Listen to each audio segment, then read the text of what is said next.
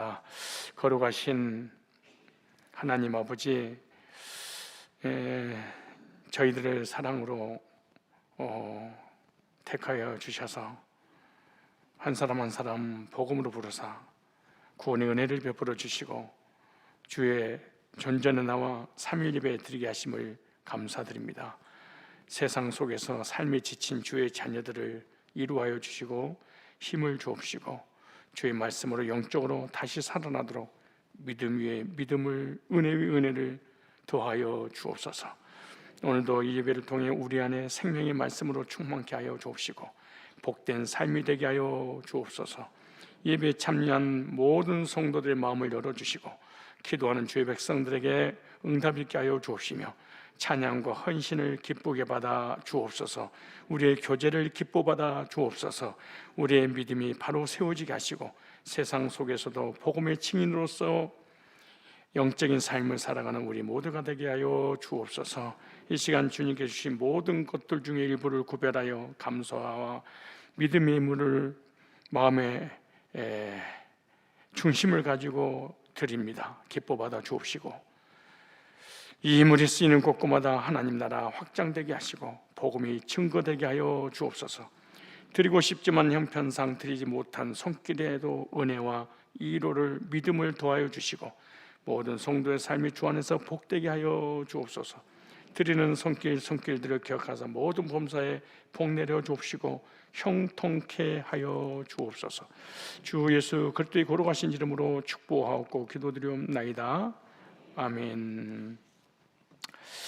하나님 말씀 구약 성경 창세기 35장입니다. 창세기 35장 16절을 여러분들이 읽기가 좀 불편해서 제가 16절을 먼저 읽겠습니다. 현대인의 성경 읽겠습니다. 그들은 베델을 떠나 에브라스로 가는 도중이었는데 나일이 해산할 때가 되어 매우 심한 진통을 겪었다, 이런 내용이에요. 그리고 개정 성경에 보면 그들이 베델에서 길을 떠나 에브라까지 얼마간 거리를 두고 이르렀을 때 나헬이 해산하게 되어 심히 고생하여, 이렇게 번역을 했습니다. 우리 17절부터 22절까지 읽겠습니다. 시작. 그가 난산할 즈음에 산파가 그에게 이르되 두려워 말라, 지금 그대가 또 등남하느니라 하매 그가 죽기 임하여 그 혼이 떠나다 할 때에 아들의 이름을 베논이라 불렀으나 그 아비가 그를 베냐민이라 불렀더라. 나헬이 죽음에 에브라 곧 베들레헴 길에 장사되었고 야곱이 나헬의 묘에 비를 세웠더니 지금까지 나헬의 묘비라 일컬었더라. 이스라엘이 다시 발행하여 16절부터 20절까지만 읽는 걸로 하겠습니다. 오늘 본문을 중심해서 죽음을 통한 교훈이라는 제목으로 말씀을 전하도록 하겠습니다. 신자나 불신자나 이 세상 살아가는 우리 인생 가운데 때로는 너무 힘이 들고 고통스러워서 이런 인생을 계속 살아야 하는가 회의가 들을 때도 있습니다. 하나님 앞에 더 이상은 더 계속할 수 없다고 포기하고 싶은 생각이 들을 때도, 우리 인생 가운데 견딜 수 없는 고통과 슬픔이 찾아올 때도 있습니다. 그러나 우리는 우리 인생을, 우리의 삶을 중단하거나 포기를 해서는 절대 안 됩니다. 우리 인생은 천국 가는 그날까지 계속 되어야 되고 또 앞을 향해서 계속해서 전진해 나가는 것이 바로 그리스도인들입니다. 오늘 본문에 보면 하나님의 사람, 믿음의 사람, 영적인 사람, 야곱의 삶에 견딜 수 없는 고통들이 따라다녔습니다. 이 34장에 보면은 애동딸 디나가 강간을 당합니다. 그리고 아들들은 보복하기 위해서 살인을 저질렀고 약탈하는 것을 야곱은 지켜보고만 있어야 했습니다. 그리고 보복하고 난 이후에 집단적으로 죽이려고 연합군들이 몰려오는 것을 야곱은 힘이 없기 때문에 보고만 있어야 됩니다. 이 나이가 들수록 평화로운 가정을 이끌어야 하고 안정을 찾아야 되는데 야곱은 나이가 들수록 세월이 가면 갈수록 하나님을 믿으면 믿을수록 많은 어려움을 겪게 됩니다. 그뿐 아닙니다. 오늘 본문에 보면 야곱이 그렇게 사랑했던 아내 라헬이 둘째 아들 베냐민을 낳다가 산고를 겪고 결국에는 그 사랑하는 아내가 죽게 됩니다. 35장 10절로 20절 얘기입니다. 옛날에는 산모가 출산의 고통 중에 죽은 사람이 참 많았죠. 그래서 죽음의 기운을 물리치기 위해서 신발을 거꾸로 놓은 미신적 풍습도 있습니다. 그 풍습은 바로 죽음의 신이 제대로 길을 찾지 못하게 하려는 그런 행위를 가지고 아이를 낳을 때 죽지 않으려고 그런 미신적 행위를 했습니다. 많은 사람들이 아이를 낳다가 죽습니다. 아이를 낳기 위해서 들어갈 때 다시는 그 얼굴을 볼 수 없다라고 생각할 정도로 많은 사람이 죽었죠. 그래서 어머니들의 상고는 말로 표현할 수 없을 정도로 많은 고통을 겪게 됩니다. 그래서 출산은 여자 일생에서 가장 큰 고통을 동반합니다. 출산할 때는 죽음의 길을, 사느냐 죽느냐의 기로에 놓일 정도죠. 그래서 아이를 낳는 일은 여자들만이 겪는 힘겨운 것이죠. 남자들이 다른 사람이 대신해 줄 수 없는 것이 아이를 낳는 일입니다. 모든 고통의 한계를 견뎌내야만 비로소 어머니라는 이름을 얻습니다. 여러분들은 아이를 낳은 분이었다면 어머니가 된 겁니다. 그래서인지 자녀에 대한 모성애는 세상 모든 어머니의 한결같은 본능입니다. 결혼해서 부부애가 문제가 생겼을 때 자녀를 누가 데려가느냐? 10이면 8, 9은 다 엄마가 데려갑니다. 엄청난 대가를 지불해서라도, 엄청난 손해를 보서라도. 왠 줄 아세요? 엄마 뱃속에서 10개월을 가지고 있었죠. 나올 때 해산의 고통을 통해서 낳은 자녀지요.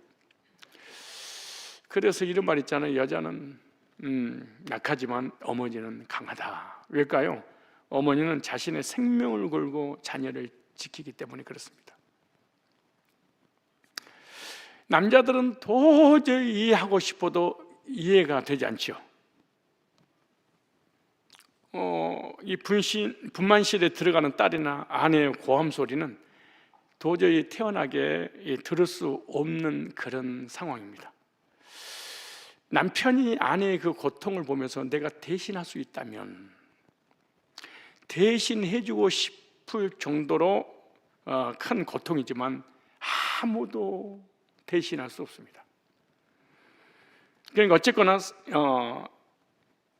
이 아이를 낳고 다시 살 수 있는 것은 바로 아이가 됐든 엄마가 됐든 새로운 인생을 사는 것하고 똑같습니다.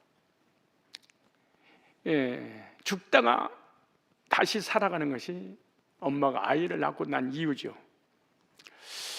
엄마, 오늘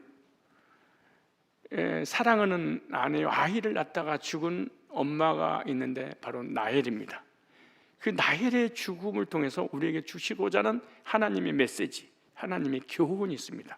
첫째, 오늘 16절에 보니까 그들이 베델에서 발행하여 에브라스에 이르기까지 얼마 길을 격한 곳에서 라헬이 임하여 심히 신고하되 심히 고통을 받더니 그가 난 사날쯤에 산파 그에게 이르되 두려워 말라 지금 그대가 또 등남아 있는지 마지막 아이를 낳다가 죽음 직전에 놓였습니다. 이 메시지를 통해서 우리에게 주시는 하나님의 교훈이 과연 뭘까요? 산파의 격려입니다. 마지막 순간까지 죽어가는 그 사람 라헬 앞에서 이게 나오죠. 두려워 말라 격려하는 자가 있었습니다. 그럼 우리들도 어떠한 삶을 살아야 되냐? 격려자가 돼야 된다라고 하는 거예요. 생명이 생사를 넘나드는 순간에 나일과 함께 했던 산파의 격려는 우리에게 큰 교훈을 줍니다. 생명이 생사를 넘나드는 그 순간, 삶과 죽음의 문턱에서 아슬아슬하게 버티는 찰나의 순간을 표현하고 있는데, 이 전쟁터나 사고 현장에서 목숨이 오가는 순간, 영적으로 죄와 죽음에서 생명으로 옮겨지는 이 회심의 순간, 생명이 숨결 하나에 걸려 죽음과 삶의 경계의 위를 흔들 때 출산 중 산모 아이의 생명이 이태로운 순간, 즉 죽느냐 사느냐 이 기로에 놓였을 때 나엘이 출산 앞두고 죽어가는 그 순간, 이 산파는 나엘에게 딱 한마디 합니다. 두려워 말라, 또 득남하였느니라. 쉽지 않습니다. 이 산모에게 끝까지 포기하지 마라, 두려워하지 마라, 여기서 포기하면 안 된다. 이 산파는 나엘의 마음을 진정시키고 힘을 갖도록 격려하는 최고의 격려자였습니다. 이 산파의 격려 얼마나 귀한 일입니까? 이 산파가 뭡니까? 출산을 돕는 사람입니다. 생명의 탄생을 돕는 이의 손끝에서 벌어지는 고통의 이기와 소용돌이에서 산모와 아이의 생사의 길을 쓸 때 도와주는 사람, 어떻게 두려워 말라. 산파는 격려자였습니다. 산파는 위로자였습니다. 산파는 상대에게 힘을 북돋아 주는 아주 대단한 성숙한 사람이었습니다. 우리의 격려가 어떤 경우에는 아무런 보람이나 열매를 맺을 수 없게 되더라도 최소한 그 아픔을 조금이라도 덜어줄 수 있고 마지막 가는 길을 평안하게 해줄 수 있다면 그것은 우리가 해줘야 될 마땅한 사명입니다. 이 산파가 주는 교훈은 인간은 언제 빠져 영적으로 죽어있던 인간의 삶은 생명이 생사를 없는 순간을 겪으면서 살아가고 있는데, 죽을 때까지 최선을 다해서 그리스도의 구속의 은혜의 복음을 전해서 영적 숨을 쉬게 해줘야 된다는 중요한 원리입니다. 하나님께서 우리 인간에게 치매가 걸리고 기억사실증이 걸린다 할지라도, 아무도 알아보지 않는다 할지라도, 누구 말을 듣지 않는다 할지라도 마지막 귀를 열어가지고 복음을 들을 수 있는 기회를 주신 거예요. 그러면 마지막 죽기 직전까지, 숨이 넘어가기 전까지 그 기회다 대고 하나님의 사랑과 예수님이 구속을 통하여 죄사함 받고 영생의 나라에 간다는 것을 우리는 알려줘야 됩니다. 위로를 하고 격려를 하고 끝까지 그 영혼에게 힘을 북돋아 줘야 되죠. 끝까지 복음으로, 말로, 행동으로 격려의 삶을 살려고 하는 것이 바로 나엘이 죽어가는 그 모습 보면서 나엘을 향해서 두려워 말라 격려하는 산파의 아주 믿음입니다. 성도는 어떤 사람이냐? 성도는 격려자여야 됩니다. 성도는 어떤 사람이 되냐? 위로자가 되어야 됩니다. 히브리서 10장 24절을 보니까 서로 돌아보아 사랑과 선행을 격려하라. 위로하고 격려하는 그리스도인이 되어라. 남을 판단하고 비판하고 잘했다가 쌤통이다 그리고 지적하고 이렇게 힘을 빼버리는 그런 교인이, 그런 그리스도인이 되어서는 안 됩니다. 성도는 위로와 격려를 잘 해야 됩니다. 어려움을 당하는 성도를 위로해 주는 것이 성도의 교제입니다. 어려움 당하는 성도들 앞에 너 헌금 안 해서 그래, 11조를 안 해서 그래, 기도 안 해서 그래, 예배 안 드려서 그래, 새벽기도 안 해서 하나님을 맞는 거야, 이렇게 해서는 안 됩니다. 위로가 뭘까요? 상대방 입장에서 알아주는 겁니다. 누구를 알아준 거? 상대방의 입장에 서서 내가 그 사람이라면 하고 알아주는 거예요.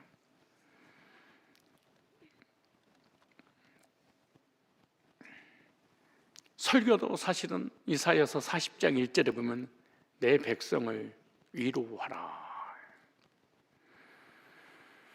너희 하나님이 이르시되 너희는 위로하라. 내 백성을 위로하라. 이사야서는요 어떤 백성이냐? 우상 숭배했던 백성입니다. 하나님을 떠나 타락해서 이제는 바벨론에 끌려가 저주받을 그런 대상입니다. 그 죄를 향해서 하나님은 이사야 선지자에게 이렇게 말합니다. 내 백성 이루해라, 이루해라, 그렇게 말합니다. 설교는 성도를 가르치고 책망하고 혼내는 것이 아닙니다. 설교는 하나님께서 말씀하십니다. 성도를 이루해라. 이루어주기에 가장 큰 이루가 뭐냐? 알아줘라. 왜냐? 사람이 죄를 지고 실족하고 넘어지니까 그 죄 문제를 해결해 주기 위해서 복음 전하고 하나님의 은혜와 사랑을 전하는 것이 가장 큰 이로입니다. 고린도후서 1장 3절에도 찬송하리로다. 그는 우리 주 예수 그리스도의 하나님이시요 자비의 아버지시요 모든 이로의 하나님이시며 죄인을 이루하시는 하나님. 고린도후서 1장 5절에도 마찬가지예요. 그리스도의 고난이 우리에게 넘친 것 같이 우리가 받는 이로도 그리스도로 말미암아 넘치는도다. 그리스도로 말미암아 이 죄인들이 큰 이로를 받게 되는 거죠. 이로는 고난을 이기게 만듭니다. 이로는 사람을 승리케 만듭니다. 이로는 다시 일어설 수 있는 힘과 용기를 가져다 줍니다. 절대로 부모님이 자녀를, 자녀가 부모를, 아내가 남편을, 남편이 아내를 가르치려고 하고 때리고 책망한다고 해서 사람이 바뀌는 게 아니에요. 이건 하나님은 사람이 아니에요. 잘했냐 잘못했냐 관계없이 내 주변 사람을 이로하라고 하나님이 우리를 택하시고 먼저 부른 거예요. 근데 우리는 절대로 상대방을 이로할 수 있는 그런 언어 생활을 못해요. 왜? 구조 자체가 율법주의이기 때문에 상대방의 잘못을 지적하고 드러내고 혼내고 때려서 내가 고쳐줘야지. 고쳐지지 않습니다. 이로하는 거예요. 고린도후서 1장 6절에 우리가 환난 당하는 것도 너희가 이로와 구원을 받게 하려는 것이요 우리가 이로를 받는 것도 너희가 이로를 받게 하려는 것이니 이 이로가 너희 속에 역사하여 우리가 받는 것 같은 고난을 너희도 견디게 하느니라. 고난을 견디게 하는 것이 이로입니다. 누구든지 고난을 당할 수 있습니다. 그리고 삶을 포기하고 생명줄을 놔버리고 싶을 때가 있습니다. 그때 이로하라. 고린도후서 1장 7절에 너희를 위한 우리의 소망이 견고하면 너희가 고난에 참여한 자가 된 것 같이 이로에도 그러할 줄 알아라. 고린도후서 2장 7절에도 그러즉 너희는 차라리 그를 용서하고 위로할 것이니 그가 너무 많은 근심에 잠길까 두려워하므로 이로하라.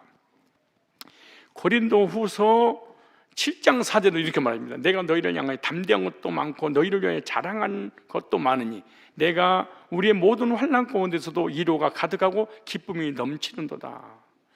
6절 7절에 보니까 그러나 낙심한 자들을 위로하시는 하나님이 디도감으로 우리를 위로를 했으니 하나님의 사람을 만나는 것만으로 위로가 되었다 이렇게 말해요. 그 위로자를 하나님께서 보내신다 이렇게 말해요.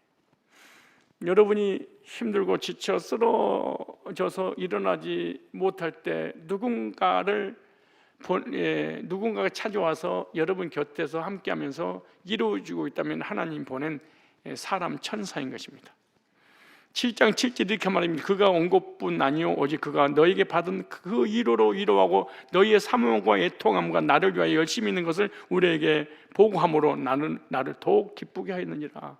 이 7장 13절 보니까 이를 인하여 우리가 위로를 받았고 우리의 받은 위로 위에 디도의 기쁨으로 우리가 더욱 많이 기뻐하면 그의 마음이 너희 무리로 말미암아 안심함을 얻었습니다. 이 성도의 교제의 특징 중 하나가 뭐냐? 왜 교제하느냐? 위로하려고 교제하는 거예요. 왜 교제하느냐?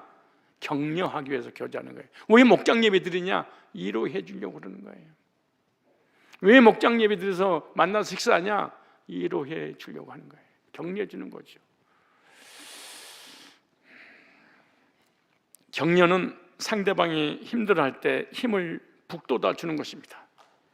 상대방을 인정해주고 칭찬해줄 때 위로가 되고 격려가 되는 것입니다. 여러분 그리스도인들이 위로와 격려가 인색해서는 안 됩니다.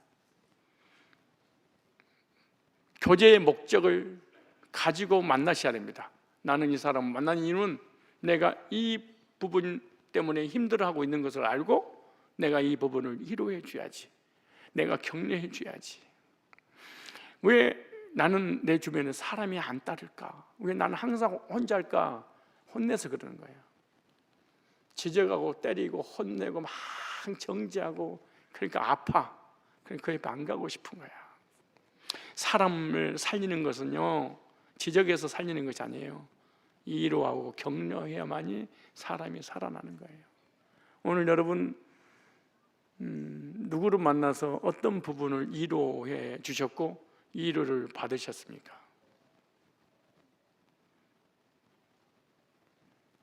난 여러분들 가끔가다 교제 나누는 거 보면은 가슴이 아플 때가 있어. 그리고 불안할 때가 있어. 돌아가면서 교제 나누겠습니다. 교제 시작하면은 교제하는 순간 막 혼내기를 시작을 해. 막 지적을 하고. 이게 바뀌지 않는구나. 이게 이런 분들은 리더의 자리에 가서는 안 돼요. 그 목원들, 그 주변 사람 다 죽이는 거예요. 그래서 나는 이 사람 만나는 목적은 격려하고 위로하기 위해서 만나는 것이지 상대방의 잘못을 지적하고 책망하기 위해서 만나는 것이 아니다 라고 딱 마음을, 목적을 딱 가져야 돼. 내가 오늘 누구 위로해 줄까? 어떤 부분이 힘들까? 저 사람이 배고프고 힘들고 사업이 안 돼서 주저앉고 싶을 때 누군가가 밥 한 끼 먹을까? 밥 한 끼 사준 것만 해도 눈물겹도록 위로가 되는 거예요. 서로 뭐해라? 위로하라. 서로 만날 때마다 위로와 격려를 아끼지 마십시오. 기쁨과 슬픔, 환난에 동참하는 것, 이것이 위로입니다. 교제를 통해서 위로받고 격려를 하고 인정하고 인정받으면 신앙이 성숙하게 됩니다. 아무리 설교를 들어도 성도들이 안 변해도요, 어떤 사람 만나서 위로를 하고 격려해주면 힘을 얻어서 다시 신앙인의 길을 가는 사람이 참 많아요. 그래서 사도 바울도 이렇게 말합니다. 로마서 1장 11절에 내가 너희 보기를 간절히 원하는 것은 어떤 신령한 은사를 너희에게 나눠주어 너희를 견고하게 하려니라. 너희의 믿음을 견고하게 하기 위해서 하나님 내게 주신 은사, 은혜들을 함께 나누려고 내가 로마의 수천리 길을 가려고 한다. 그래. 내가 받은 은혜를 나눔으로 네 믿음이 견고해질 것이다. 이렇게 말하죠. 그럼 누가 위로를 잘하느냐, 누가 격려를 잘하느냐, 누가 나눠주느냐? 하나님께 받은 것이 있어야 나눔이 가능합니다. 하나님께 내가 받은 것이 없으면 절대로 나눔이 불가능한 일입니다. 왜? 그렇지 않겠어요? 그러니까 하나님께 위로를 받고 하나님께 격려를 받은 사람은 상대방을 위로하고 격려해 받은 것을 나눠주는 거니까. 근데 하나님께로부터 위로와 격려를 받은 적이 없으면 상대방이 나눠줄 것이 없었기 때문에 뭐냐? 책망을 할 수밖에 없어요. 여러분, 사람 만날 때 내가 누구를 가르칠까? 이런 식으로 만나면 안 돼요. 내가 오늘 누구 만나서 얘를 혼내줄까? 어떤 부분을 내가 때려줄까? 이렇게 하면 안 돼요. 아이를 낳다가 죽어가는 나엘 앞에서 위로자가 됐습니다. 또 등남하였으니 두려워 말라. 만약에 반대로 아기를 낳으려고 하는데 힘이 없어서 마지막 죽어가. 힘내도 안 됩니다.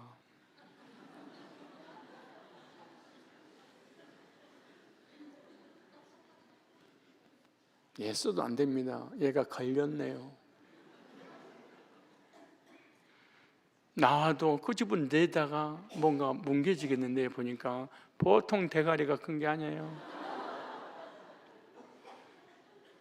포기하세요. 포기. 둘 다 죽어버리는 거예요.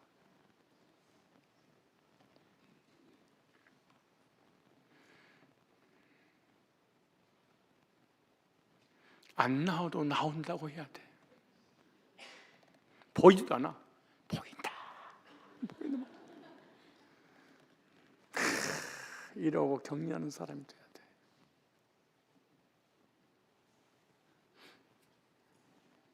왜 격려에 위로에 인색할까 사람들이?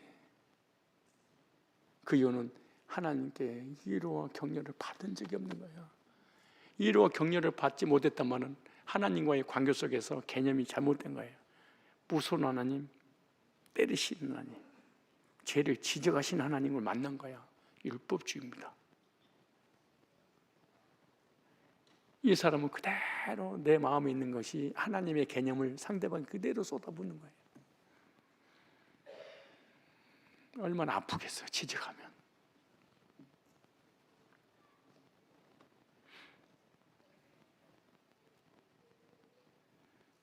위로자가 됩시다. 힘을 주는 그리스도인들이 됩시다. 우리는 하나님께만 위로받는다고 사는 게 아니에요. 사람의 위로도 얼마나 중요한지 모릅니다. 수천리길을 위로받고 싶어서 사도 바울이 로마를 향해서 가려고 그랬어요. 또 위로해주고 위로받고 서로 교제하려고. 나는 여러분 수협에 나와서 앉아있는 것만 봐도 격려가 되고 위로가 됩니다.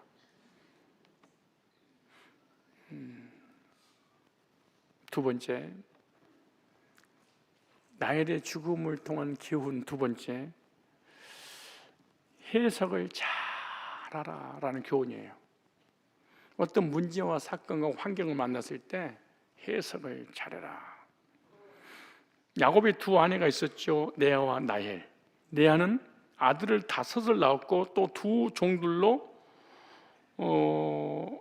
각각 2씩 아들을 낳았잖아요. 7명을. 라헬은 아들을 얻지 못하고 있다가 겨우 요셉을 낳고 이를 얻었죠. 창세기 30장 23절로 24절. 라헬은 요셉을 낳고 난 다음에 하나님께서 자신의 수치를 씻으셨으나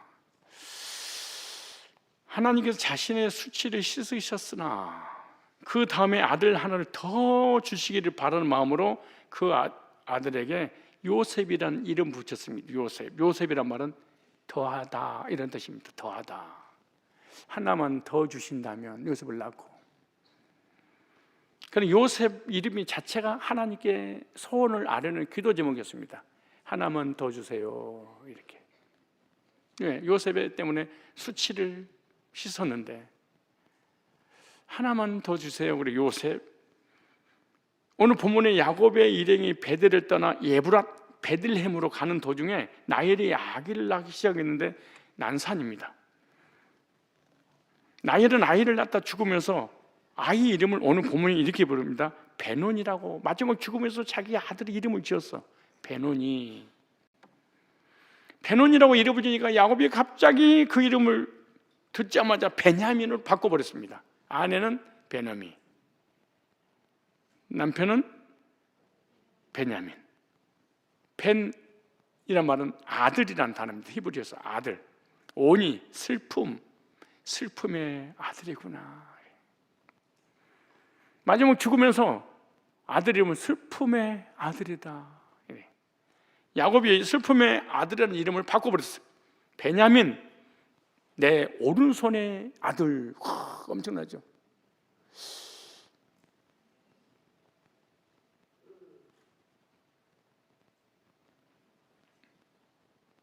꼭 이 시간에 나가더라고. 10분 딱 되면. 예배 때문에 한 번도 안 받고 이유를 이랬다 끝나고 나 대개는 꼭 나한테 찾아와. 모든 예배 꼭 10분에 20분 가면 가길래 왜 그럴까? 너 나 만나러 와. 진짜야. 왜 그럴까? 저쪽 청년 딱 2명이 그러는데 꼭 이 시간이야. 이 시간에 누가 찾아온가 보다. 슬픔의 아들을 뭘로 바꿨어? 오른손의 아들. 똑같은 사건, 똑같은 문제, 똑같은 상황인데 한 사람은 부정적으로 해석을 하고 한 사람은 긍정적으로 해석을 했어. 성경에서 오른손, 이 말은 권위, 축복, 하나님 쓰시는 사람, 하나님의 능력을 상징할 때 오른손입니다. 하나님께서 오른손을 붙잡고 하나님의 사람, 하나님 쓰시는 사람, 능력의 사람, 이렇게 이름 바꿔버렸어요. 시편 110편 1절에 보니까 여호와께서 내 주에게 말씀하시기를 내가 네 온수로 네 발등상 되기까지 너는 내 우편에 앉으라. 우편에 앉으라. 하나님 쓰시는 것을 얘기하는 거예요. 출애굽기 15장 6절에 여호와여 주의 오른손이 권능으로 영광을 나타내시다. 오른손, 여호와여 주의 오른손이 온수를 부수리다. 오른손. 이사야서 45장 1절에도 여호와께서 그의 기름 부음 받은 고레스에게 같이 말씀하시되 내가 그의 오른손을 붙들고, 베냐민입니다. 그 앞에 열국을 항복하게 하면 내가 왕들의 허리를 풀어 그 앞에 문들을 열고 성문들이 닫히지 못하게 하리라. 이사야 41장 10절에도 죄인들을 향해서 하나님께서 이렇게 말씀합니다. 두려워하지 말라. 내가 너와 함께함이라. 놀라지 말라. 나는 내 하나님이라. 내가 너를 굳세게 하리라. 참으로 너를 도와주리라. 참으로 나의 의로운 오른손으로 너를 붙들리라. 이사야 41장 13절에 보면 이는 나 여호와 너희 하나님 네 오른손을 붙들고 네게 이르기를 두려워 말라. 내가 너를 도우리라 할 것이니라. 이 같은 아들을 놓고 어머니와 아버지가 보는 견해가 다른 거예요. 보는 견해가 다르니까 해석도 다르겠죠. 라헬은 아들을 낳고 죽어야 하기 때문에 슬퍼했습니다. 그래서 슬퍼하면서 절망하면서 아들 이름을 너는 슬픔의 아들이야 이렇게 지었어요. 야곱은 오른팔에 힘으로 보았어요. 무슨 말이냐? 야곱은 믿음으로 새로운 이름을 지어준 거예요. 왜냐하면 야곱은 요셉을 낳은 뒤 하나의 아들을 더해달라고 그랬잖아요. 더하다 요셉. 그래서 라헬의 기도에 대한 하나님의 응답이었구나. 그래서 이렇게 부른 거예요. 아, 진짜는 더해 주셨구나. 그러니까 오래전에 기도했던 것을, 기도 제목을 잊지 않고 기억하고 있다가 하나님이 주신 선물이구나. 하나님 나를 더하게 해주셨구나. 내 인생을 더하게 해주셨구나. 그래서 슬픔의 이름을 기쁨의 이름으로 바꿔버렸어요.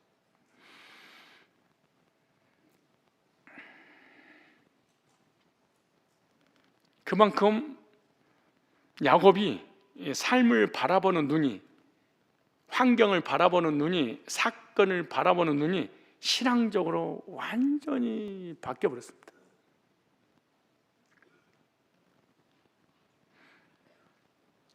여기서 우리에게 주는 교훈이 있습니다. 사람은 참으로 주관적이다.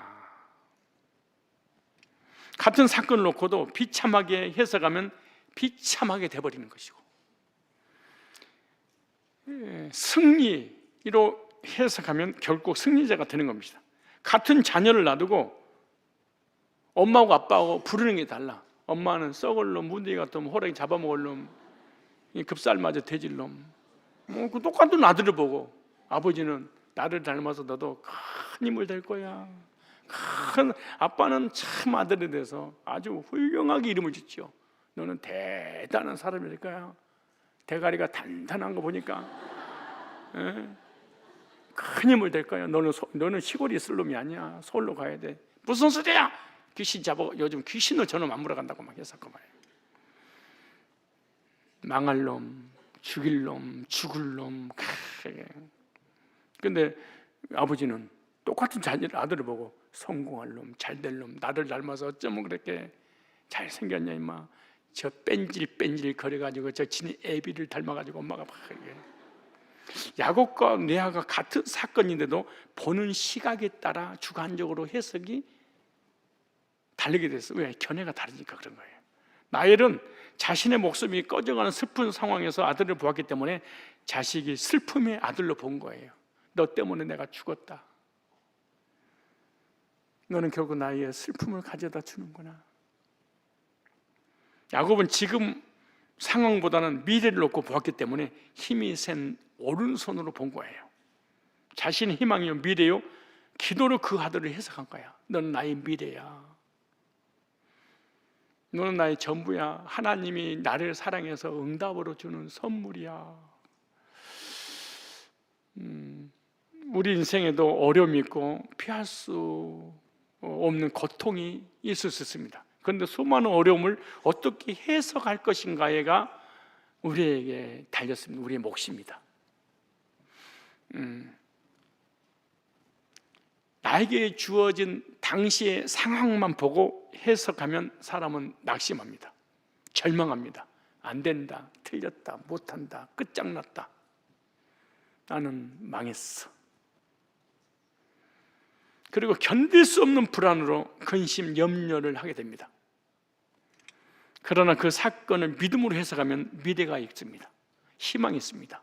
소망이 있습니다. 힘이 생깁니다. 용기가 생깁니다. 나와 내 주변 사람을 다시 일으킬 수 있습니다. 그래서 미래적 현실로 아주 긍정적인 믿음으로 해석을 잘 해야 됩니다. 부모가 자녀를, 그리고 우리가 성도를 바라볼 때, 그리고 나의 인생에, 나의 삶에 어떤 문제와 사건을 만났을 때 어떤 눈으로 보느냐에 따라서 부정적인 해석할 수 있고 긍정적인 해석도 할 수 있습니다. 지금은 부정적인 해석을 하든 긍정적인 해석을 하든 아무 역사가 일어나지 않습니다. 그런 세월이 지나면 그대로 부정적인 언어 생활했던 사람은, 부정적으로 해석했던 사람은 그 미래가 실제로 부정적인 사건이 딱 터집니다. 계속 인생이 비참해집니다. 그래서 부정적인 사람을 하나님이 절대로 쓰지 않습니다. 왜? 믿음이 없으니까. 누가 긍정적인 사람이냐? 하나님 안에서만 긍정적인 해석을 하는 사람이기 때문에 그렇습니다. 우리가 원하거나 원하지 않거나 수많은 시련들이 우리를 거쳐갈 것입니다. 내가 원하든 안 원하든 수많은 사건과 문제들이 내 앞을 지나가게 될 것입니다. 그럴 때 고통을 지혜롭게 극복하는 방법은 우리의 믿음에 달렸습니다. 그리고 극복하는 것은 성숙한 해석을 해야 됩니다. 우리의 고난은 주님께 오셔서 영원한 하나님 나라에 도달할 때까지 지속될 겁니다. 왜 그럴까요? 그 문제와 사건이 있을 때 해석을 잘 하렴.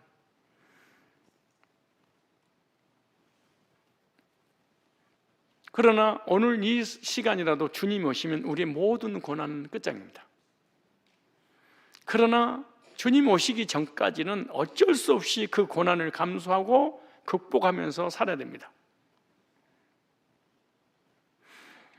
창세기 2장에 보면은 하나님께서 아담을 창조하시고 난 다음에 많은 짐승들을 만드시고 아담 앞에 지나가게 하셨는데 아담이 이름하는 대로 그대로 되었다, 그렇게 말합니다.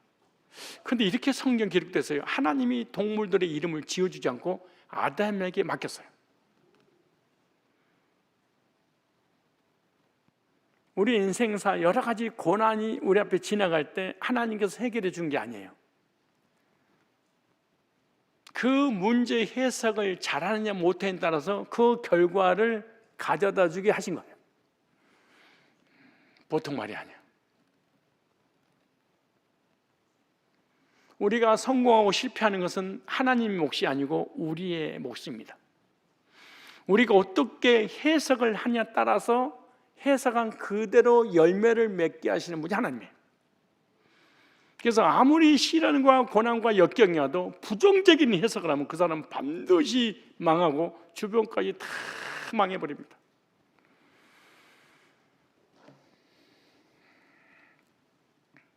우리 김지훈 집사님 여기 왔을 거예요. 수요배니까.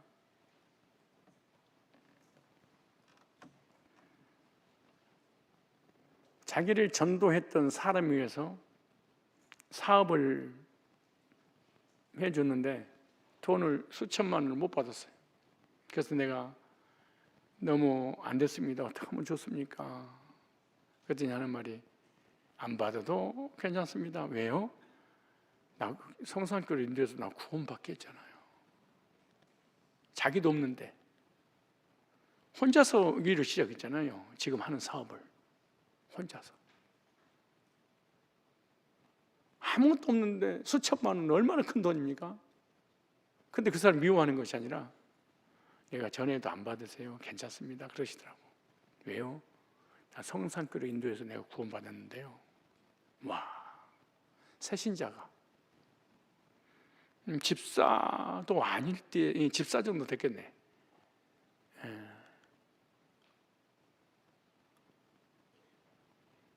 그리고 더 잘되게 하실 거예요. 아무것도 없는데.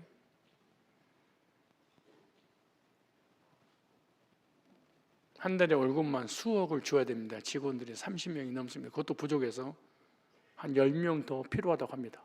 혹시 우리 교회 성도들 중심으로 사업을 하고 싶은데 혹시 직원 좀 보내주세요. 나한테 그저께 연락이 왔어요. 얼마나 잘 되는지 사업이.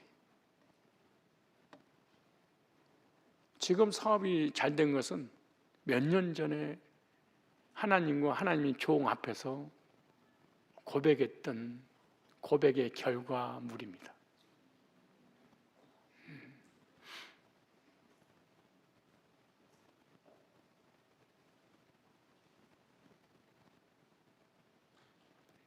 창세기 2장 한번 보실까요?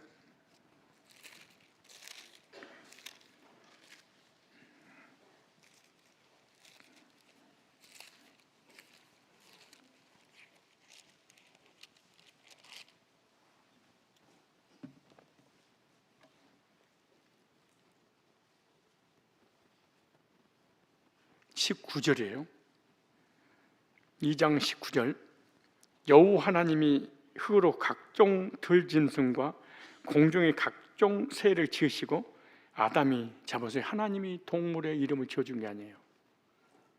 아담이 어떻게 이름을 짓나 보시려고, 어떻게 이름을 짓나 보시려고 하나님이 사람을 창조하시고 동물도 흙으로 만드시고 난 다음에 아담 곁을 지나가겠어요? 그럼 이렇게 말해요. 어떻게 아담의 이름을 지을까? 하나님은 사건을 주시고 그 사건의 이름을 사람이 짓겠어요. 놀라운 일이죠. 각종 새를 지으시고 아담이 어떻게 이름을 짓나 보시러 그것들을 그들에게 이끌어. 사건과 문제는 하나님이 터뜨리구나. 근데 축복이냐 저주냐 행복이냐 불행이냐는 그 사건을 어떻게 해석하느냐에 따라서 결과를 하나님이 그대로 되게 하시는구나. 깜짝 놀라운 일입니다. 그래서 우리 인간에게만 그 사건을 부정적으로 해석하든 긍정으로 해석하든 목숨 네 거야. 그래서 우리 인간에게만 언어를 주신 거예요. 언어를 짐승에게 주지 않고 너 말을 통해서 복도 저주도 받는 거야. 그 복과 저주는 하나님께 결정이 있는 게 아니고 네 말에 결정이 있어. 나는 네 말대로 나는 그들에게 순종할 거야.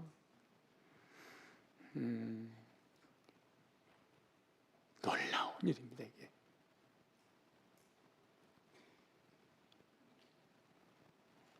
정말로 말 언어 생활 잘해야 됩니다. 어떤 권사님이 참 권사님 나이가 70이 넘은데 왜 그렇게 아름다우세요? 내가 그랬어. 흉보는 게 아니에요. 진짜 아름답더라고. 그랬더니 저한테 하는 말이 목사님 그러지 마세요. 저는 이마가 못생겼어요. 그래. 근데 딱 그 권사님 볼 때마다 이마만 봐줘. 신기하네. 근데 어쩌면 그렇게 못생겼는지 몰라. 전혀 모르고 있다가 알려주는 바람에 못생겼구나.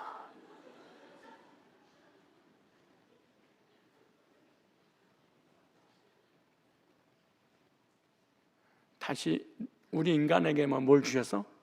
언어를. 어떤 사건 문제를 하나님이 터뜨리고 해석은 언어로 네가 해. 내가 그대로 되게 할 거야.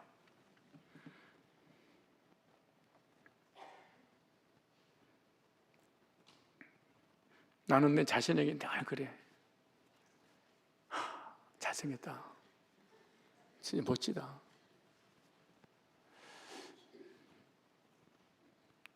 내가 나에게 세뇌를 시켰더니 하나님 그대로 되게 하셨어.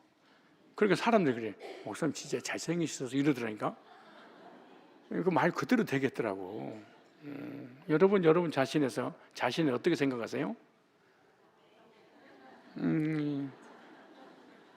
자, 이거 적용하고 마칠 거예요. 내 새벽 예배 때문에. 나도 사람이에요. 아담이 어떻게 이름을 짓나 보시려고 그것들을 그에 이끌어. 하나님 끌어다가 문제를 주고 사건을 줘. 오, 목숨 네 거야? 내가 너희가 언어 줬어? 네가 해석 잘해야 돼. 너 잘해야 돼? 근데 보세요, 뭐라고 내가? 아담이, 근데 여러분이 똑똑해서 부정적이고 비판적이고 말 잘한다고? 큰일 나는 거예요. 아담이 각 생물을 하나님 이끌어다가 지나가게 하시니까 그 생물이 일컫는 바가 곧 뭐가 됐어? 20절 보세요. 아담이 모든 육축과 공중의 새와 들의 모든 짐승에 이름을 주니라. 공중의 새와 바다의 고기와 이 모든 동물들을 하나님이 다 지나가겠어? 근데 제일 먼저 쥐가 지나가 찍찍찍찍 그래. 너 쥐새끼라 그래라. 개가 지나가니까 막 지저대. 너는 뭐라고 그래라? 개. 기린이 긴 게 지나가. 모가지가 긴 게. 그래 뭐라고 그러나? 기린. 호랑이가 호탕하게 생겼어. 그럼 뭘로 지어라? 호랑이로. 사납게 생겼어. 뭘로 지어라? 사자. 아주 약한데 힘이 없어. 잡혀 죽을 것 같아. 너는 무서운 짐승으로 빨리 토끼라. 그래서 토끼라 지금. 어쩌면 짓는 그대로 하나님께서 되게 해버린 거예요. 그대로. 오늘 우리들이 사업이 안 돼. 사업 망했어. 끝장이야. 끝장 날 거니까 걱정하지 마세요. 나는 망했어. 염려하지 마세요. 그래서 망한 거야. 난 안 될 거야. 난 틀렸어. 나는 못해. 할 수 없어. 아무것도 하지 못해. 나는 장가경이 틀렸어. 걱정하지 마. 안 갈 거니까. 이 여자를 알아보지도 마라. 나는 시집가기 너는 글렀어. 왜냐? 나는 글렀어. 하나님 글르게 해버릴 거야.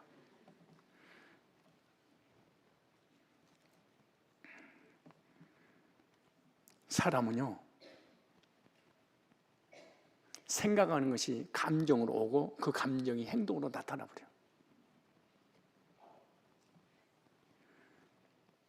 그 행동으로 나타날 때는 뭘로 수반해서 나타나냐?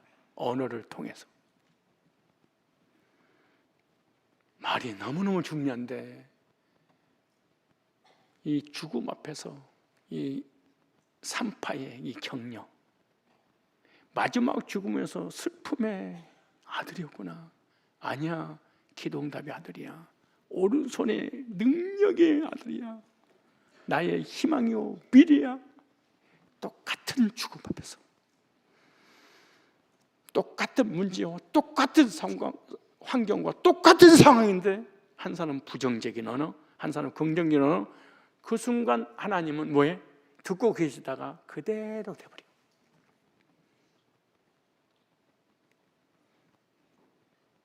사건을 만드신 분이 누구예요? 하나님. 사건을 이름을 짓는 건 누구예요? 나, 사람. 이름을 짓고 해결을 하신 분이 누구예요? 하나님. 뭘 통해서? 언어로. 언어로 구원받아요. 언어로 건강하게 돼요. 나는 건강할 사람이야. 나는 성공할 사람이야. 나는 잘 될 사람이야. 나는 부자 될 사람이야. 나는 창대케 될 사람이야. 나는 쓰임받을 사람이야. 아무것도 없을 때 이렇게 하는 거야. 있는데 누구든지 할 수 있어. 사자다. 그래서 사자라고 이름 지어라고. 사자인데 뭘 또 지어. 아무것도 없을 때 언어로 신앙을 고백한 거야. 하나님은 들으셨더라. 이스라엘 백성들 애굽에서 나와서 광야 생활할 때 가나안 땅은 우리 들어갔었다.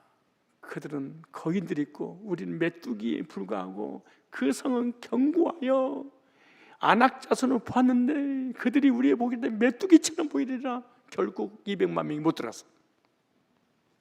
근데 성경의 민수기에서 어떻게 기록되냐 그러면 그들이 그 부정적인 말하는 걸 들었더라. 들었더라. 듣고 40년 동안 얼마나 200만 명의 시체가 광야에 아예 그냥 시체가 막 늘어져 있을 정도로. 그래서 시체를 만지는 부정하다. 왜냐? 너무 많이 죽어버리니까. 틈만 나면 시체 만져야 되니까. 그래서 제사를 지어서 정하게 되라 그래. 시체가 너무 많으니까. 실제 시체가 왜? 200만 명이 죽어야 되니까. 한 발 뜨면 시체가, 한 발 뜨면 시체야. 왜? 그들이 그렇게 했거든. 애굽에 매장지가 없으면 우리를 광야로 데려가서 죽게 하는 거. 그들이 원망하는 소리를 여호와께서 들으셨더라. 40년 동안 그 부정적인 언어 생활, 지금 당장 언어 생활은 안 죽어. 반드시 언어의 열매를 맺어. 들으셨더라. 안 들으시면 괜찮아. 불신자의 언어도 하나님 들으셔. 그래서 망하는 거야.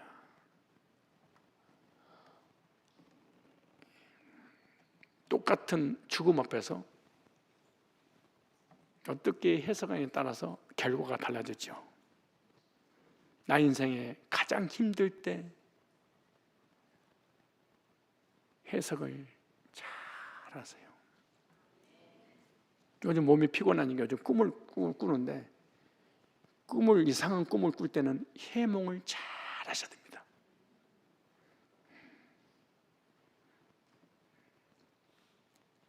뭘 잘해? 해몽을. 부정적으로 해몽하지 말고 긍정적으로 해몽하세요. 왜? 우리 언어로 문제를 바꿔주기 때문에 그런 거예요.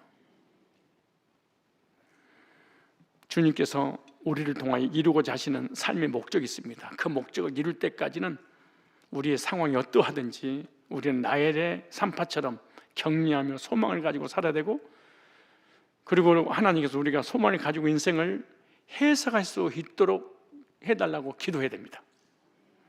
야곱은 베냐민을 자신의 승리의 기회로 삼았습니다. 위기를 기회로.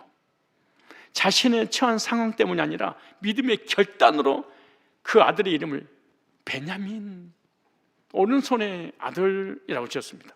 우리도 나엘의 산파처럼 고난 가운데 사람들에게 격려를 잘할 줄 아는, 위로를 잘할 줄 아는 성도들이 되어야 되고, 야곱처럼 문제와 사건을 축복의 기회로 삼고 해석을 잘해서 어떤 사건이든 문제이든 해석하는 대로 되어지는 그런 축복이 있기를 주님의 이름으로 축복합니다. 기도하겠습니다. 생명의 주관자가 되시는 전능하신 하나님 아버지, 주의 백성들을 복된 인생길 걷게 하시려고 말씀으로 귀한 깨달음을 주셔서 감사합니다. 나엘이 산고를 겪을 때 두려워 말라고 위로와 격려를 통해 큰 힘이 되어준 산파와 같이 저희들도 힘들어하는 주변 사람들에게 힘과 위로자가 되게 하여 주옵소서. 나엘은 아들을 낳음에 베논이 슬픔의 아들이라고 불렀지만 야곱은 믿음으로 그 이름을 베냐민, 오른손의 아들이라고 불렀던 것 같이 우리의 삶에 여러 가지 고난과 사건과 문제를 만났을 때 살아계신 하나님의 능력을 바라보게 하여 주옵소서. 긍정적이고 소망의 이름을 짓게 하여 주옵소서. 해몽을 잘하고 해석을 잘해서 해석한 그대로 되어지게 하시는 하나님의 능력을 경험하게 하여 주옵소서. 그리스도인의 삶의 때때로 고통과 슬픔도 있지만 전능하신 하나님은 그 모든 것을 화가 복이 되게 하고 해를 선으로 바꾸시는 분임을 믿게 하여 주옵소서. 전능하신 하나님의 오른손이 주의 백성들을 붙들고 계시기에 우리를 넘어뜨리지 않게 하신다는 확신을 갖고 문제를 넉넉히 이기는 승리자가 되게 하여 주옵소서. 다른 이들을 향해 슬픔의 말이 아닌 축복의 말, 희망의 말, 긍정적인 말을 전하게 하시고 좌절의 이름이 아닌 희망의 이름, 소망의 이름을 선포할 수 있도록 도와주옵소서. 오늘도 저희들에게 말씀을 통해 우리의 정체성을 갖도록 은혜를 주신 주님께 감사합니다. 찬송합니다. 말대로 되어지는, 믿음대로 되어지는 역사가 일어나도록 은혜를 베풀어 주심을 감사하며 주 예수 그리스도의 거룩하신 이름으로 축복하고 기도드리옵나이다. 아멘. 이제는 우리 주 예수 그리스도의 은혜와 하나님 아버지의 사랑과 성령님의 교제케 하심이 어떤 문제와 사건 가운데서도 이루와 격려자가 될 뿐만 아니라 긍정적이고 소망적이고 희망적인 해석을 잘해서 해석한 그대로 되어지게 하시는 하나님을 의지하고 믿음으로 승리하며 살겠노라고 믿음 갖고 돌아가는 하나님의 사람들 머리머리 위에 실시간 영선으로 예배드리는 존귀한 백성들 위해 이제로부터 영원토록 항상 함께 쓰일지어다. 아멘.